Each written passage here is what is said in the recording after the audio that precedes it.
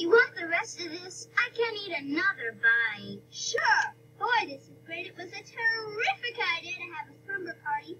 That way, first thing in the morning, we'll be all set to go. We still have one less person on our team than they do. We could really use another girl team. I've already called everybody I can think of. Me too. I got so desperate. I mean, I even thought of asking. Oh, really? Well, yeah, but everybody knows that they do everything together. And we're only allowed one more girl. Me, Mary Beth, not me! You're driving me crazy, Megan. What is it you want? I want to work on the club with all of you. Meg, you're too little to work on the clubhouse. Building a clubhouse is big girl work, and you're still, well, you're still a baby.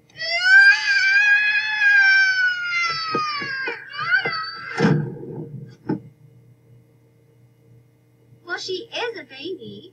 Oh, you're right, Mary Beth. Clubhouse building is big girl work, or better yet, clubhouse building is boys' work. Or as we say in the West, a boy's gotta do what a boy's gotta do. Okay,